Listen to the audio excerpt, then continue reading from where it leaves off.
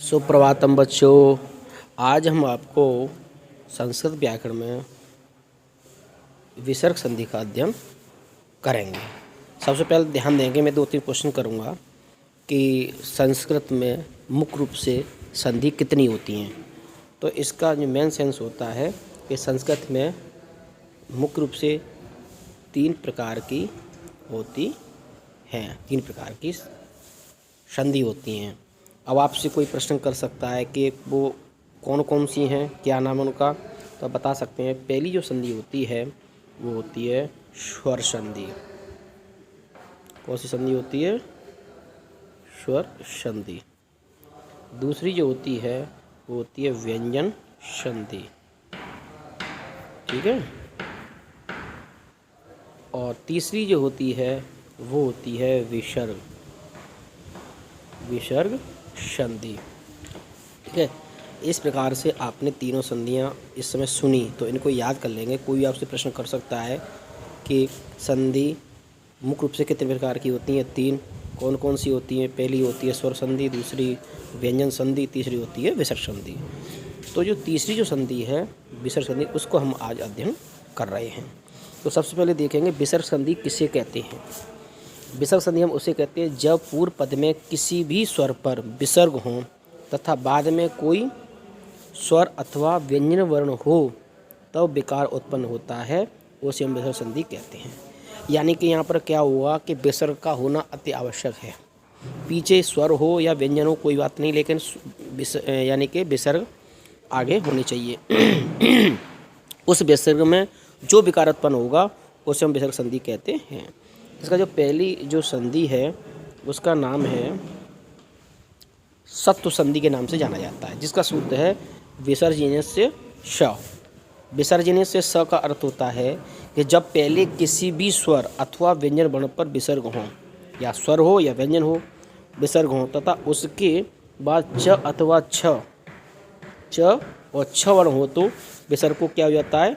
श हो जाता है। कौन सा सा हो जाता है? तालव्य शकार हो जाता है। ये वाला श हो जाता है। इसको क्या बोलते हैं हम? तालव्य, तालु।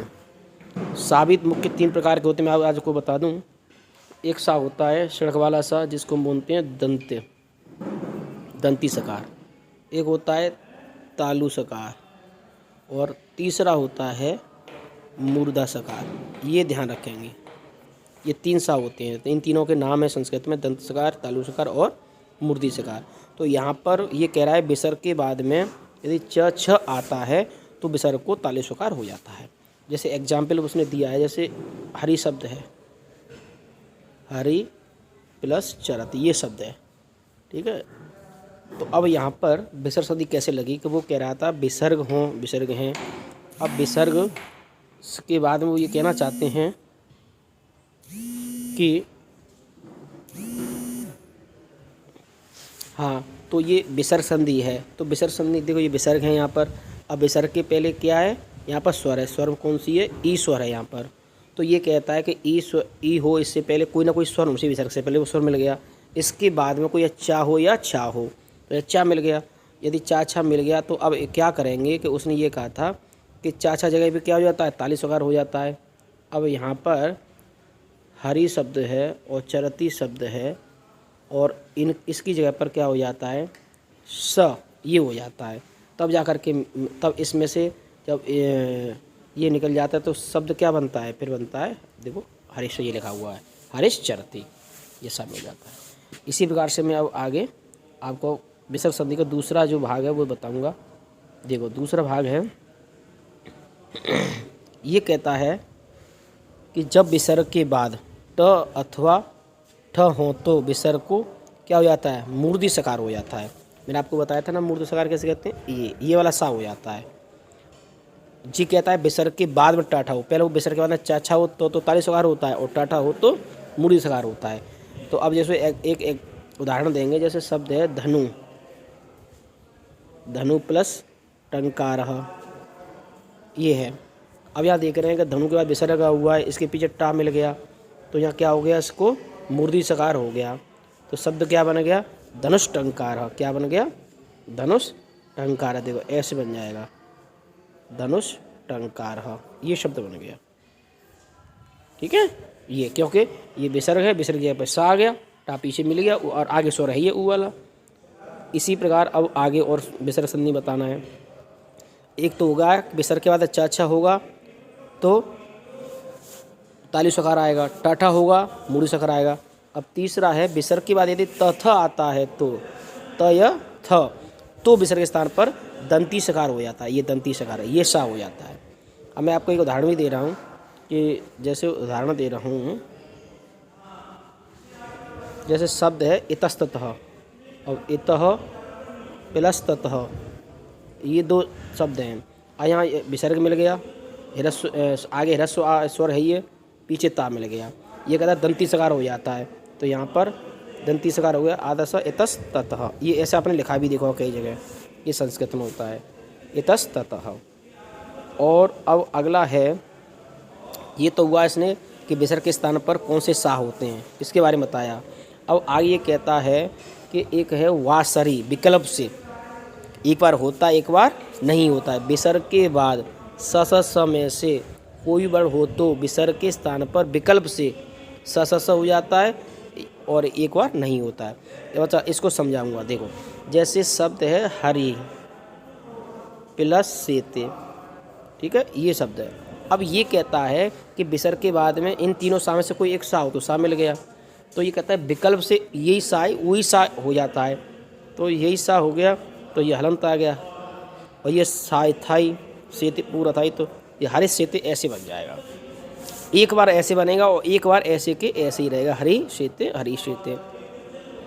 विकल्प का मतलब होता है एक बार देखो हरि सेते ऐसा है और एक बार हरि सेते ऐसा है, देखिए। तो इस प्रकार आप, इसमें थोड़ी गलती है, ये हरि सेते ऐसे शब्द लिखा जाएगा, हरि सेते ये ऐसे लिखा जाएगा, ठीक है, और इसमें गलती है। अब अगला है, अगली संधि है ऋतु संधि। ये देखिए, ये ऋतु संधि क्या करती है, सस जसो रू सूत्र से का सस जसो रू, अर्थात यदि विसर्ग से पहले अ को छोड़ करके कोई अन्य स्वर आए, जैसे स्वर हम 13 स्वर है संस्कृत में, तो इसको छोड़ के दूसरा कोई स्वर आए, चाहे बड़ा आ जाए चाहे छोटी आ जाए, तो अन्य स्वर हो तथा बाद में कोई भी स्वर या कोई स्वर मतलब बाद में सामने कोई स्वर हो, या तीसरा चौथा पांचवा वर्ण हो। अब तीसरा चौथा पांचवा वर्ण का मतलब ये है कि जो हमारे संस्कृत में कवर्ग, चवर्ग, टवर्ग, तवर्ग 5 वर्ग हैं, तो इनके जो 5 शब्द होते हैं, जैसे क ख ग घ ङ, ऐसे च छ ज झ य, इस बार से इसमें होते हैं। तो ये कह रहा है इसमें से तीसरा वर्ण, चौथा वर्ण और ये 5वां वर्ण, यानी क घ ङ च छ ज य।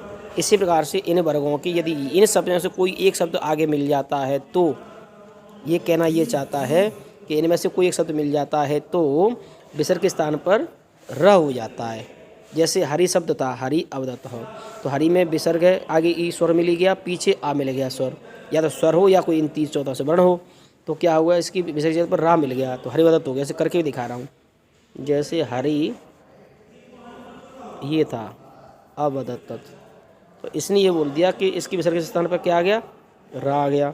ये हरि शब्द है, ये है, तो ये स्वर इससे मिल गया, तो जैसे अवदत्त ये था, अब ये स्वर इससे मिल गया तो कैसे बन जाएगा, तो ये स्वर बन जाएगा कि जैसे हरि र इसमें मिल गया वदत, आ चला जाएगा, हरिवदत्त ऐसे बन जाएगा। इस पास मैंने आपको करके भी दिखा दिया। इसी प्रकार से आप इन संधियों को पढ़ेंगे, समझेंगे और इनके एग्जाम्पल भी देखें। जैसे यहाँ ये एग्जाम्पल है ना, पृथ्वी इच्छा, तो इस एग्जाम्पल को देख के करेंगे, ठीक है।